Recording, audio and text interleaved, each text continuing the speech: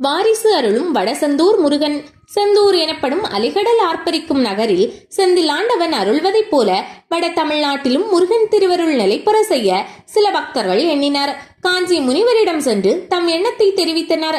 நீங்கள் குறிப்பிட்ட இடத்தில் திருச்செந்தூர் செந்தில் ஆண்டவனை தாராளமாக பிரதிஷ்டை செய்யலாம் என்று அவர் அருளாசி வழங்கினார். கூடவே சுமார் 6 அடி உயரமுள்ள அழகான முருகன் சிலையை வைக்க ஏற்பாடும் செய்து கொடுத்தார். இத்தலத்தின் அமைப்பு எப்படி இருக்கலாம் என்றும் யோசனையும் தெரிவித்தார். அவருடைய அறிவுரைப்படி இன்று கிழக்கு நோக்கும் திருமுக மண்டலத்துடன் முருகப்பெருமான் வலது கையில் வஜ்ரம், இடது கையில் ஜபமாலை மற்றும் அபயவரத கரங்களோடு வரப்பிரசாதியாக அருள்பாலிக்கிறார். வேதநாயகனின் திருமகன் அந்த முருகன் என்பதால் 3 அடுக்கு வேத விமானத்தின் கீழ் அவர் பிரதிஷ்டை செய்யப்பட்டுள்ளார். முதலில் ஆலய நுழைவு வாயிலில் முருகவேலின் திருமண கோலம் நம்மை வரவேற்கிறது.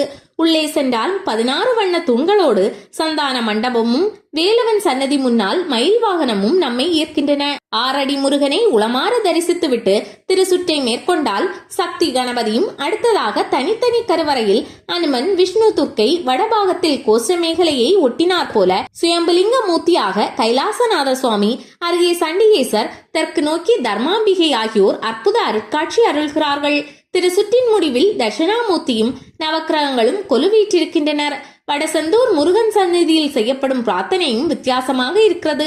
குழந்தை பேர் இல்லாத தம்பதி இந்த செந்தூர் முருகன் சன்னதிக்கு வெள்ளி, செவ்வாய், ஞாயிறு, சஷ்டி அல்லது கார்த்திகை என ஏதேனும் ஒரு நாளில் வந்து அர்ச்சனை, பூஜைகள் செய்து தினைமாவும் தேனும் கலந்த பிரசாதத்தை நிவேதனம் செய்கிறார்கள். பிறகு இந்த பிரசாதத்தினை அங்கேயே இருவரும் சிறிதளவு உட்கொள்கிறார்கள். இந்த ஆலயத்திற்கு வந்திருக்கக்கூடிய குழந்தைகளுக்கும் இந்த பிரசாதத்தை தருகிறார்கள்.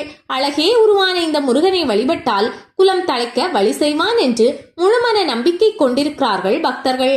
தமக்கு பிள்ளை பேறு வரமளித்த முருகனுக்கு தவறாமல் முறையாக நன்றியும் தெரிவிக்கிறார்கள். வளமோடும் புகழோடும் வாழும் சில மனிதர்களுக்கு எதிரிகளால் தொல்லைகள் ஏற்படுவது உலக இயல்பு. அந்த எதிர்ப்பை விளக்கும்படி நியாயமாக கோரிக்கை வைத்து முருகனுக்கு பாலாபிஷேகம் செய்து செவ்வரளி மலர்களால் அர்ச்சனை செய்து வழிபட்டால் எதிரிகள் எளிதாக விலகுவர் என்பது பலரது அனுபவம். இக்கோயிலில் அரச மரத்துக்கு கீழே புற்று ஒன்று தானாக வளர்ந்து வருகிறது. முருகனின் படைத்தலங்களில் நாகரும் உண்டென்பதை மெய்ப்பிக்க அரவம் ஒன்று இங்கே யாருக்கும் தொல்லை தராமல் வாழ்ந்து வருகிறது.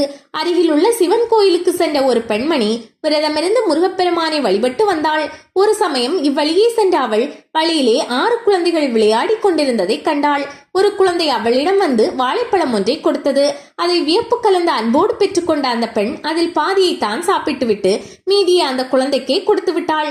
பிறகு அந்த ஆண் குழந்தையை ஆசையோடு முத்தமிட்டு எங்கள் வீட்டுக்கு வருகிறாயா என்று கேட்டாள். நிச்சயமா ஒரு நாள் உங்கள் மகனாகவே வருவேன் என்றதாம் அந்த குழந்தை. குழந்தை பேரில்லாத அவள் கண்களில் நீர் பெருகிட அந்த குழந்தையை அள்ளி உச்சி முகர்ந்தாள். பிறகு அந்த இடத்தை விட்டு செல்ல அவள் முயன்றபோது அவளுடைய புடவை ஒரு முள் செடியில் சிக்கியது. அதை விடுவித்து விட்டு திரும்பினாள். அந்த குழந்தைகளை காணவில்லை. கார்த்திகை பெண்களால் வளர்க்கப்பட்ட 6 முகனே அப்படி 6 குழந்தைகளாய் வந்தானோ? இந்த அதிசயத்தை அவள் ஊர் பெரியவர்களிடம் தெரிவித்தாள். சுமார் 20 ஆண்டுகளுக்கு முன் அந்த பெண் தனக்காக ஒரு வீடு கட்டும் பணி தொடங்கிய போது அங்கே முருகன் சன்னதி அமைய போகிறது என்ற அசரீரி உத்தரவும் அவளுக்கு கிடைத்தது. பொட்டல் காடாக கிடந்த இந்த இடத்தில் சித்தர் ஒருவர் வந்து வீடுகளில் உணவு வாங்கி சென்று குறிப்பிட்ட ஒரு இடத்தில் மட்டுமே அமர்ந்து சாப்பிட்டிருக்கிறார். பொதுமக்கள் அவரிடம் சென்று ஏன் இப்படி மதிய வெயிலில் இந்த இடத்திற்கு வந்து சாப்பிடுகிறீர்கள் என்று கேட்டபோது, என் அப்பன் கந்தனின் வீடு இது, இங்கே உண்டால் எனக்கு சாப்பாடு ருசியாக நிறைவாக இருக்கிறது என்று சொல்லியிருக்கிறார். இந்த சம்பவத்தை நினைவு கூர்ந்து ஏட்டில் எழுதி வைத்துள்ளார்கள். இந்த ஆலயத்தில் மகா மண்டபம் எழுப்பி முருகனுக்கு கருவறை அமைத்த பக்த கோடிகள். செந்தூர் என்றால் வாசனை மிகுந்த என்றும் மங்களகரமான என்றும் பொருளுண்டு. மங்களகரமான வாழ்வையும் மதிப்பையும் புகழையும் தரும் இக்கந்தவேலுக்கு கிருத்திகை அன்று ராஜ அலங்கார உடையும் சஷ்டி நாளில் சந்தன அலங்காரமும் செய்யப்படுகின்றன. பக்தர்களின் வேண்டுகோளுக்கிணங்க மலர் அலங்காரமும் வெள்ளி செவ்வாய்க்கிழமைகளில் செய்கிறார்கள். ஆறுமுக சுவாமி தியானத்துடன் சரவணமூர்த்தியின் சடாட்சர மூல மந்திரம் சொல்லி யாகம் செய்து பூஜைகள் முடிந்ததும் சர்க்கரை பொங்கல் மற்றும் பஞ்சாமிர்தம் நிவேதனம் செய்து படிப்பில் மந்தமாக உள்ள பிள்ளைகளுக்கு பிரசாதமாக வழங்கும் ஒரு சிறப்பு பூஜை ஞாயிற்றுக்கிழமைகளில் நடத்தப்படுகிறது. இதை வித்யா சர்வண பிரார்த்தனை என்று சொல்கிறார்கள். தங்கள் பிள்ளைகள் கல்வியில் உயர்வடைய வேண்டும் என்று எண்ணும் பக்தர்கள் இந்த வித்யா சர்வண பூஜையில் கலந்து கொண்டு பஞ்சாமிர்த பிரசாதம் பெற்று செல்கிறார்கள்.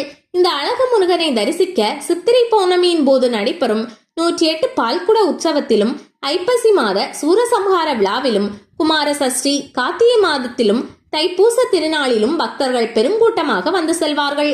சஷ்டி, அப்தபூர்த்தி அதாவது 60 வயது நிறைவு, பீமரத சாந்தி 70 வயது நிறைவு கொண்டாடுபவர்கள் முருகனுக்கு திருக்கல்யாண உற்சவம் செய்வதால் இங்குள்ள உற்சவமூர்த்திக்கு எப்போதும் உற்சவ காலம்தான்.